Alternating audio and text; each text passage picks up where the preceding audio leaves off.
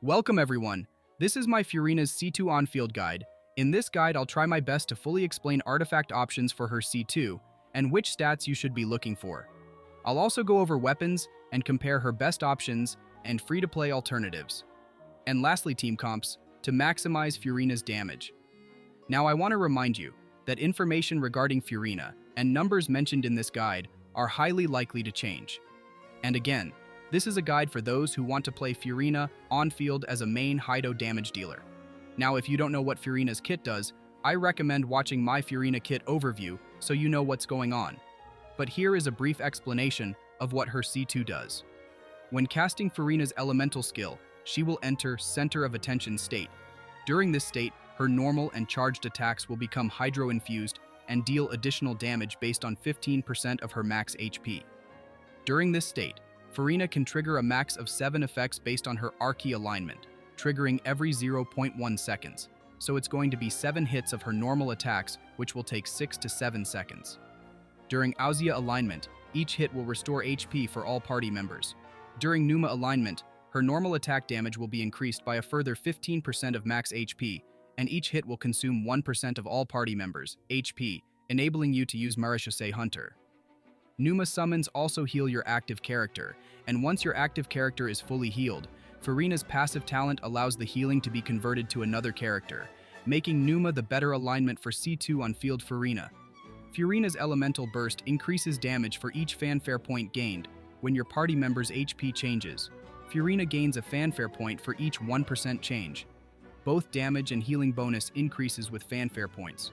It is also important to note that with C1, you gain 150 fanfare points from the beginning of her burst, and the maximum number of fanfare points is increased to 650 points. That said, for an on-field Furina, her talent priority will be to first level up her normal attacks and elemental burst and skill equally.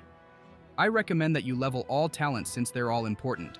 I don't recommend leveling up normal attacks if you have a C0 Furina, but for C2 Furina, they are an important source of damage. My first segment is going to be why use Marechaussee Hunter. At Constellation 0, Furina deals most of her damage of field as elemental skill damage, so the straightforward option would be Golden Troop. But that changes at C2, where you enable a different on-field playstyle. Golden Troop 4-piece set requires you to be off-field. Furina at C2 can fully utilize Marechaussee Hunter as her Pneuma alignment drains HP during her C2 center of attention. The bonus crit rate you gain from Marechaussee Hunter is huge and enough to outweigh other sets such as Heart of Depth and Gladiator's Finale. But you should not discard Golden Troop with C2, her elemental summons can still deal large amounts of damage. But since her second constellation does not specify that the Hydro Infusion is considered elemental skill damage, she'll perform worse with Golden Troop as a main DPS compared to Marechaussee Hunter. But for the purposes of this guide, which is maximizing Furina's damage during Center of Attention, Marechaussee Hunter is going to be her best in slot. Using a combination of HP Sands, Hydro Goblet, and crit damage Circlet is the best for her C2 damage. An HP Goblet is still viable on weapons that don't increase HP percent. Weapons like Mist Splitter and Haran Gapaku can use an HP Goblet, since the difference between a Hydro Goblet and an HP Goblet on such weapons is minimal and can be easily offset by better substats on an HP Goblet. Another artifact set I've seen being mentioned is 4-piece Heart of Depth. 4-piece Heart of Depth effect bonus is not enough to outweigh the bonus 36 crit rate from Marechaussee Hunter, and in fact performs worse than a full HP Marechaussee Hunter Furina. Feel free to pause and take a look at the comparison. Energy recharge is going to be a pain for Furina, since she generates electroparticles from her summons similar to Yaimiko. Although she has a 70 energy cost, Furina ends up with a lot of energy recharge requirements. To be able to comfortably burst with on-field plus hydro support, you'll need 170 to 200 energy recharge. It's important to prioritize energy recharge since her elemental burst provides a huge damage buff. As for crit rolls, with Marechaussee Hunter, you'll naturally prioritize crit damage as you gain a total of 60% crit rate from the 4-piece bonus and Furina's Ascension bonus. You still need crit rate, so do not intentionally avoid crit rate. A good target should be 85% crit rate. You can get this much while still having energy recharge and crit damage. And the last substat you should aim for is HP percent, since most of her kit scales of HP. For C2 damage dealer Furina, 5-star weapons really shine, especially ones that increase max HP, such as Key of Kaj Nisut, Primordial Jade Cutter, and Splendor of Still Waters, her signature weapon. In this graph, I calculated substats using the Keeching main standard, but it should be noted that in a higher investment, Furina build, Splendor of Still Waters is going to be her best in slot. Primordial Jade Cutter mainly loses out because it overcaps on crit rate, and with higher crit rolls on Marechaussee Hunter, crit damage is usually favored. In a mid to high investment build, Splendor of Still Waters will perform better than Primordial Jade Cutter, and Key of Kaj Nisut will match Primordial Jade Cutter. Another outlier here is Refinement 5 Harbinger of Dawn. While it does provide both crit damage and crit rate, it requires you to have more than 90% HP, which is going to be very tricky with Furina's HP draining. If you are able to manage it with healers, you will most likely lose out in overall team damage. But, even so, it's still going to be a decent option, mainly because of its crit damage substat, and without its passive, it's going to fall behind what I think is the best free-to-play Furina C2 damage weapon, Blackcliff Longsword. Mainly because of its crit damage and attack buff, which is also not very consistent. Blackcliff Longsword is ahead of both Battle Pass weapons, Black Sword, and Wolffang. Black Sword being better for on-field DPS, and Wolffang better for C0 elemental skill damage. Great support weapons, such as Favonius and Festering Desire, perform weakly when on field, mainly because their passives don't increase damage and the energy recharge substat. But you could still use energy recharge weapons to alleviate the energy recharge requirement and focus instead on crit rate and damage. The Dockhand's Assistant, although synergizing with Furina, doesn't perform well with C2 on field.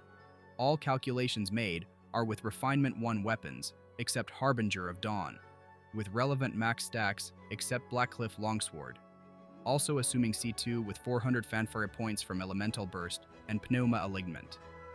All calculations are made with level 90 weapons and level 90 Furina. Feel free to pause and compare weapons. The third and last segment of this guide is teams, starting with do you need a healer? For a C0 Furina dealing skill damage, you will need a healer. But that is not the case in her C2. During the Uzia alignment, Furina herself could heal using normal attacks, and during Pneuma alignment, a healer is summoned. Since we want to stay in her Pneuma state to deal as much damage from Furina, a healer will already be provided, and her elemental burst increases healing bonus. So, for a hypercarry Furina, you don't need a healer as much as an elemental skill support Furina. Alongside Furina, you will need another Hydro unit to activate the Hydro Resonance, which increases max HP by 25% and generates extra Hydro energy particles. The two premier Hydro supports are Yellen and Xingqiu. Yellen increases active characters' damage from one of her passives, and Xingqiu, at Constellation 2, decreases Hydro resistance by 15%. Both are strong, and you should use whichever you have, but Yellen is a more powerful option. Yellen in this team will need Favonius Bow to generate extra energy. Alongside Furina and Yellen, there are many options to consider, starting from Kokomi with Thrilling Tales of Dragon Slayer and Tenacity of the Millilith set. Although she may not increase damage by much, she can generate Hydro energy particles. Bennett, although a great support unit, doesn't buff Furina much, but can still be used.